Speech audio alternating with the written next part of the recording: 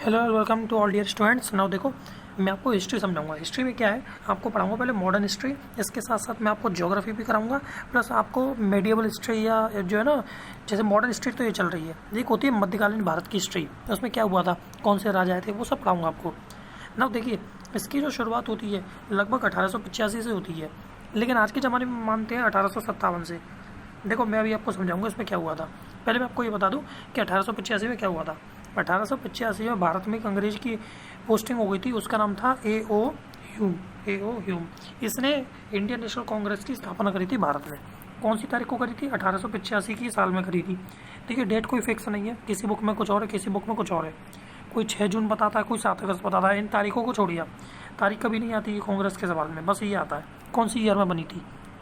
दूसरी बात, A.O.. Hume जब भारत में आया था तो इसने आईएनसी की स्थापना करी थी, यानी इंडियन नेशनल कांग्रेस की, भारतीय राष्ट्रीय कांग्रेस की। दूसरी बात, जब इसने स्थापना करी थी तो आपको मालूम होना चाहिए, पहले कोई सरकार नहीं थी, कोई दल नहीं था, कोई संगठन नहीं था कांग्रेस। ये सिर्फ एक क्लब की तरह बनाया गया था भारत में। मतलब इसको पार्टी के लिए या उनके मनोरंजन के लिए क्लब बनाया गया था, जिसमें सारे अंग्रेज आया करेंगे और बैठ करेंगे। मतलब बहुत सी ऐसी बातें थी जो पुराने में आज हमको गलत पढ़ाई जाती हैं। खैर, मैं उस बात में नहीं जाना चाहता हूँ, क्योंकि वो एक अलग हिस्ट्री है। आपको बुक के अकॉर्डिंग पढ़ना है, आप बुक के अकॉर्डिंग पढ़िए। तो क्या होता है, इंडियन नेशनल कांग्रेस की स्थापना कर दी थी 1885 में। एक चीज़ मैं आपको बताऊँ, क्वेश्चन जो बनता है, ए.ओ. ह्यूम जो है, इसको हर्मिट ऑफ शिमला भी कहते हैं।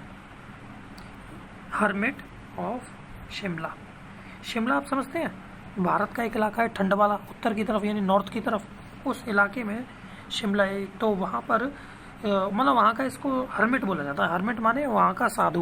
वो बात की हिस्ट्री आप उसको छोड़िए, बस ये पॉइंट याद रखिए कि हर्मिट ऑफ शिमला नाम से जाना जाता है।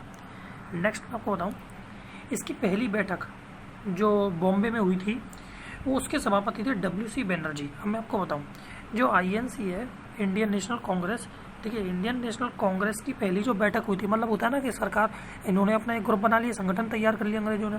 अब इसमें लोगों की बैठक भी तो होगी, हम ये डिसाइड करेंगे कि कौन क्या करेगा, किसको क्या काम दिया जाएगा, इसके अंदर क्या नीति होंगी, क्या पॉलिसी होंगी।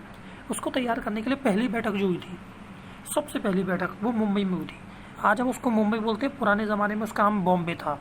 तो बॉम्बे में बनी थी। उस समय इसका जो अध्यक्ष बनाया गया था, जो सभापति बनाया गया था, प्रेसिडेंट इस INC का, वो थे W.C. बनर्जी। ठीक है, W.C. बनर्जी को इसका पहला सभापति बनाया गया था। दूसरी बात, ये तो हो गया, खैर इससे ज़्यादा कभी क्वेश्चन नहीं बनते हैं। मैं एक चीज़ आपको बता दूं, ये क्वेश्चन इसमें से जो बनते हैं वो ये बनते हैं, first president of INC, Indian national Congress के पहले सभापति या राष्ट्रपति, आप जो भी कह सकते हैं, अध्यक्ष कौन कौन हुए हैं। तो मैं आपको बताऊँ, आप ये ट्रिक याद रखना, SAB सब माने SAB, तीनों का कोई मतलब है, मतलब सब लोग पहले प्रेसिडेंट हो गए INC के। आप ये मान लो, कैसे मान लो, पहली औरत जो INC की प्रेसिडेंट बनी थी वो थी एनी बेसेंट। क्या थी? कौन थी? Annie Besant. ये भारतीय नहीं थी, ठीक है, ये कौन थी? विदेशी थी, ब्रिटेन की थी। तो ये यहाँ की तो थी नहीं, इसलिए ये भारत की उसमें गिनती नहीं होती इनकी। अगर कोई पूरे भारत की कौन थी INC की प्रेसिडेंट, भारतीय कौन थी, इंडियन वुमेन, तो आप बोलोगे सरोजिनी नायडू। क्या बोलोगे? सरोजिनी नायडू। और एक व्यक्ति थे जो मुस्लिम थे, जो भारत के बने थे, उनका नाम था बदरुद्दीन तैयब जी। ये बने थे सबसे पहले प्रेसिडेंट। ये मैंने बता दिया, ये मुस्लिम इंडियन थे, लेकिन जो इंडियन नहीं था, जो व्यक्ति, वो मुस्लिम तो नहीं था, वो था परदेशी, लेकिन उसका नाम था W.C. बनर्जी। एक चीज़ मैं आपको बताऊँ, सरोजिनी नायडू से क्वेश्चन बनता है, ज़्यादातर क्वेश्चन जैसे आपने एग्जाम देखे होंगे, एयरफोर्स, नेवी, एयरफोर्स में जो वाई ग्रुप है उसके अंदर बन जाता है, नेवी में तो क्या आता ही आता है। इनमें क्वेश्चन बनता है कि भारत की कोकिला किसे कहते हैं, यानी नाइटिंगेल ऑफ इंडिया। तो आपका आंसर होगा सरोजिनी नायडू। ना देखिए, आगे बढ़ते हैं। फिर क्या हुआ? पार्टीशन ऑफ बंगाल, बंगाल का बंटवारा, यानी बंगाल का विखंडन कैसे हुआ? देखो, 1905 में, 16 अक्टूबर 1905 को भारत का बंटवारा करवा दिया था लॉर्ड कर्जन नाम के एक अंग्रेज ने। देखो, मैं आपको बता दूं, एक कुख्यात अंग्रेज था जिसकी भारत में पोस्टिंग हुई थी, उसका नाम था लॉर्ड कर्जन। इसको भारत में भेजा था कि तुम भारत में जाओ और धर्म के आधार पर उस देश में बंटवारा कराओ। धर्म के आधार पर कैसे? हिंदुओं को एक साइड कर दो, मुस्लिमों को एक साइड कर दो, फिर उनमें किसी बात के पीछे झगड़ा करवा दो, तुम्हारा आसान हो जाएगा। तो उन्होंने क्या नीति अपनाई? इस नीति को वो लोग बोलते थे डिवाइड एंड रूल। डिवाइड का मतलब ये है, ये हिंदू मुस्लिम, अभी आप ध्यान से देखिए, हिंदू मुस्लिम अभी एक है, इनको डिवाइड कर दो, इसको अलग, डिवाइड माने इनको बंटवारा कर दो, इसको अलग इसको अलग। जब ये अलग अलग हो जाएंगे फिर इन पे अलग अलग शासन चलाओ, हिंदुओं के लिए अलग सरकार चलाओ, मुस्लिमों के लिए अलग सरकार चलाओ। मुस्लिमों से अगर कोई आवाज़ उठाता है तो उसको दबाने के लिए पूरी प्रशासन तैयार करो। इसीलिए 1861 में मैं आपको बता दूँ, INC के बनने से पहले ही ये सारे इंतजाम कर लिए गए थे कि भारत की में अगर सरकार बनानी है, सही से चलानी है, तो भारतीय लोगों को दबा कर रखना पड़ेगा। दबाने के लिए इन्होंने 1861 में इंडियन पुलिस एक्ट, ये IPA, ये लागू किया। इंडियन पुलिस एक्ट के अंदर इन्होंने पुलिस की स्थापना करी भारत के अंदर। एक चीज़ मैं आपको बता दूं, पुलिस को हिंदी में क्या कहते हैं आप याद, इसका ध्यान रखना, जन रक्षक बोलते हैं इसको। क्या कहते हैं? जन रक्षक, ठीक है, जन रक्षक। दूसरी बात मैं आपको बता दूं कि इन्होंने पुलिस की स्थापना करी थी 1861 में भारत में, ठीक है। मैं भी आपको ये बताता हूँ, उसके बाद अभी इससे 3-4 साल पहले की एक बात पर जाऊँगा, 1857 की क्रांति पर। इससे पहले चलो यहाँ देखते हैं। तो देखो, आपको पता है 1885 में इंडियन नेशनल कांग्रेस बन गई। इसके बाद ही इन्होंने अपनी नीति बनाई, और वो नीति क्या बनाई थी इन्होंने कि अंग्रेज़ों ने इसके अंदर कुछ हिंदू भी शामिल थे, इस बात को आपको ध्यान में रखना, भारतीय लोग भी इनके समय मिले हुए थे। तो इंडियन नेशनल कांग्रेस में लोग क्या चाहते थे कि भारत का बंटवारा करना बहुत ज़रूरी है, क्योंकि यहाँ की जनसंख्या कुछ ज़्यादा है, भारत बहुत बड़ा इलाका है, इसको खंड खंड तोड़ना पड़ेगा, तभी हम इस देश को हम अपने काबू में ला पाएंगे। तो आपको पता है उसके बाद भारत में इन्होंने मुस्लिमों को भड़काकर कश्मीर को अलग करने की बात करी, बांग्लादेश को अलग करवा दिया इन्होंने, अफगानिस्तान तो अलग था, बहुत से ऐसे इलाके जो अलग हो गए थे। चलिए मैं आपको बता दूँ आगे इसमें क्या हुआ। देखिए 1885 में INC बनी, उसके जस्ट 20 साल बाद ही इन्होंने बंगाल के बंटवारे की नींव डाल दी। तो देखिए INC के 20 वर्ष बाद ही बंगाल का बंटवारा हो गया, और बंटवारे के समय इन्होंने जब इसका बंटवारा किया, देखिए हमारा जो भारत है, आप समझते हैं ये ऐसे करके कुछ है, ये ऐसे करके, तो आपने देखा है इस इलाके में हमारा पड़ता था बंगाल। क्या पड़ता था? बंगाल। बंगाल बहुत मुख्य जगह थी भारत के अंदर मामले में, जैसे होता ना कि एक्सपोर्ट और इंपोर्ट के लिए, आयात और निर्यात के लिए बंगाल एक सेंटर था पूरे भारत में, उस समय बहुत प्रचलित था, और बंगाल के लिए बहुत लोग लड़ते थे उस समय। इसके आसपास के इलाके में जैसे बिहार है, आप जानते हैं बिहार को पुराने ज़माने में मगध बोला जाता था। बिहार ही वो जगह है जिसको पुराने ज़माने में मगध बोला जाता था, ठीक है।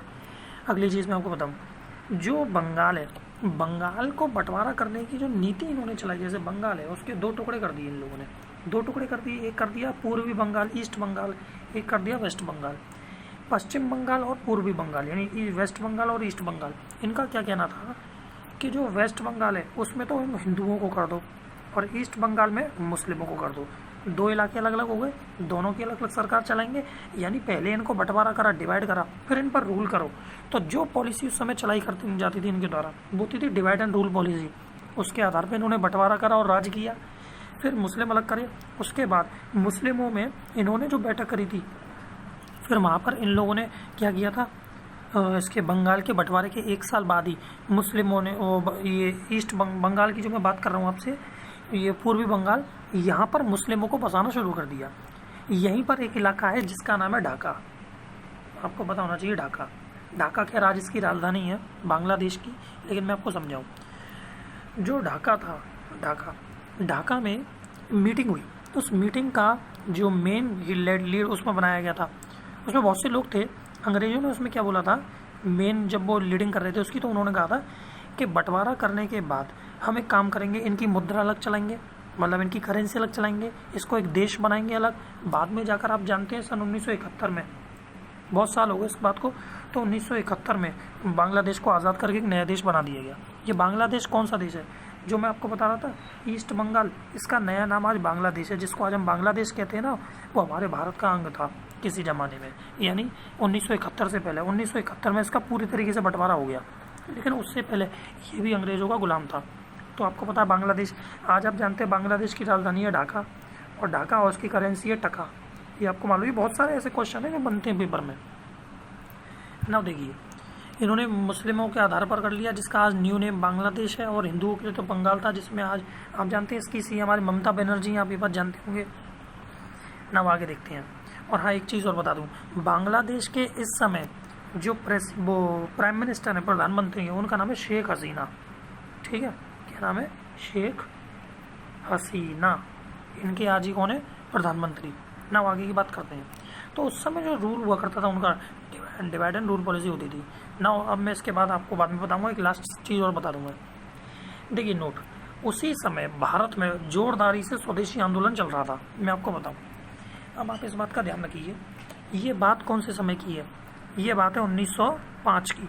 1905 की बात है। 1905 के समय पर ही रविंद्रनाथ टैगोर का बहुत बोलबाला चलता था उस समय। रविंद्रनाथ टैगोर आप समझते हैं हमारे यहाँ के बहुत अच्छे सिंगर रहा करते थे, मतलब गायकार भी थे।